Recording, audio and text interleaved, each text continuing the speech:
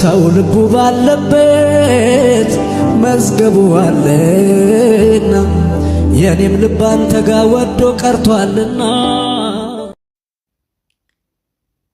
ነጋኒፍ አራሪ ዋቀዩ ሁንዱመ ኬሰኒፍ ሀባየቱ ጃለተምቶታፍ ከበጀምቶታ ማቲ ሲንግተን ሚዲያ ለፋፍ ሀለኬስ ጅርተንቲ ነጋን እስኒፈተው መደነጋ ኬኛ ከንተኤ ዋቀዮዳ መቃንሳ ባራባራን ሀውልፋቱ ሲንግተን ሚዲያ ዳፍ ሀራ ከንታተን ሰብስክራይብ ታይሱዳን ገረማቲ ኮቺ ደበለማ ነሞኒ ሀራ ደበለምተንስ ተኤ ዱርሰስ ማቲ ከንቱርተን ቪዲዮ ሀራን ከራ ሲንግተን ሚዲያ የሮች ስንቀቀቡ የሮ ሁንዱማ ላይክ ሼር ኮመንት ጎቹዳን ጉዲነ ቻይናሊ ኮቲ ኬሳ ቆደ ቀባዳ ዋነቡ መምተኒ ፉልፋዳ ከበጃ አርገዳ ጉያ ሀራሞ ቪዲዮ በሬዳ ተኮ ቀበዴ ሲኒ ዱፌ ጅራ ሀጋ ጡሙረ viidichaatti na waliin turtii gaarii. Egaa akkuma beekamu guyyaa dilbata darbee ayyaana faasikaa yookaan immoo guyyaa yaadannoo du'uu fi du'aa ka'uu gooftaa keenya Yesuus Kiristoos ture. Ayyaanicha dura seenee hordoftoota kootiin baga geessanii isiniin jedhee ture. Isinirree koomentii keessan baay'ee dubbisaa ture. Atillee baga geessee naan jechaatii turtanii. Har'ammoo bageerraaftanii jechuudhaani ayyaana haala kamiin akka kabajne eessatti akka kabajne isinitti himuu dhufee jechuudha. Ulfinni waaqayyoof ta'u egaa nuni obboloota kana wajjiniin haaluma viidiyoo irratti argitan kanaani kabajne iddoo tokkotti jechuudha. Baay'ee guddaa garaan keenya waaqayyootti gammada. Maaliif jennaani biyya mijanne keessatti haala namaaf mijanne keessatti waaqayyo haala mijeessee akka kanitti walitti qabamnee gammada ayyaanichaatti kakabajnuuf waaqayyo baay'ee dhuma nu gargaaree jira. Egaa obboloota kana wajji yeroo jalqabaaf ayyaana waliin kabajnu otoo hin taane yeroo dheeraadhaaf walii wajji yeroo ayyaanas ta'ee darbees guyyaa dilbataa wal arguudha yeroo hunda walii wajjin waaqayyootiin galateeffachaa waliin dabarsine jechuudha guyyaa dilbataa.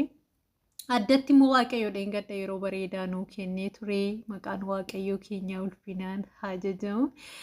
Akkuma viidiyoo irratti argitan kana namoonni viidiyoo keessatti mul'atan namoota muraasadha. Baay'een isaanii immoo kaameraa duuba jiru. Namoonni suura ka'uu viidiyoo waraabamuu hin jaallanne baay'eetu nu keessa ture.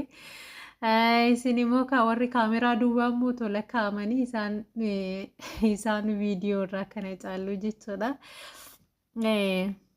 Iddoo kanatti immoo kun viidiyoo akkuma argitanii ittoo nyaata hojjannedha. Nyaata nama meeqa taanee hojjannee viidiyoo irratti kan mul'atu nama lamadha.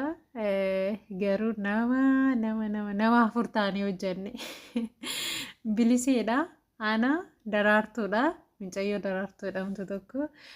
Biliseerree baay'een keessan hin beektu hordoftoota koo kan taatanii akkasuma Maartaa nama jedhamtu. Namni Tigistii fi Caaltuu jedhaman tokko immoo isaan shunkurtii nuu quncisanii waliin hojjannee nama afur taanee ittoo kana hojjanneen isiniin jedha.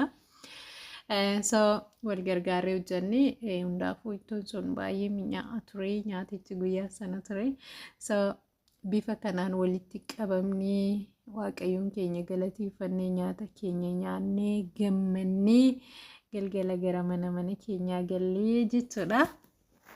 Ulfinni waaqayyoof haa ta'u egaa yeroo ayyaana obboloonni biyya hambaa keessa jirtanii namoonni akkasumatti hojiidhaan akkuma guyyaa kaanii guyyaa ayyaanas ta'ee guyyaa kaanis akkasumatti kan dabarsitan jechuudha. Ayyaana utuu isinitti hin fakkaatiin hojiidhaan boqonnaa dhabuudhaan kan dabarsitan baay'ee keessantu jira. Sun isinitti dhaga'amuutii danda'a. Maaliif akkuma jalqaba biyya kana dhufeenyaa fi yamamee bakkee ba'uun otoo hin taane waggaa 2 booddeedha. Waggaa 2 yeroo ayyaana maatii yaadachuudhaan akkaataa qofaa maatii wajjiniin dabarsinu yaadachuudhaan baay'ee natti dhaga'ama ture. Obboloonni tokko immoo biyya hambaa kanatti wal arganii guyyaa ayyaanaa yeroo isaan waldaa deeman yeroo isaan waliin gammadanii dabarsanii faa ilaalee carraa akkasii utuun argadhe jedhee yeroon hawwu hin jira.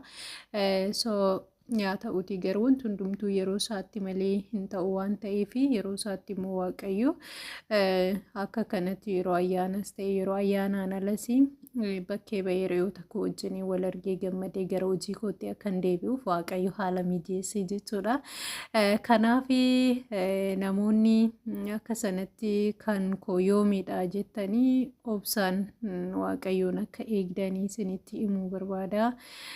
Obsaan hojii keessan hojjettanii namoonni isiniif iyyamamee bakkee ba'uun isinii mijatu baatanii yeroo ayyaanaa yeroo boqonnaa keessanii hiriyoota keessa wajjin dabarsuu dandeessu.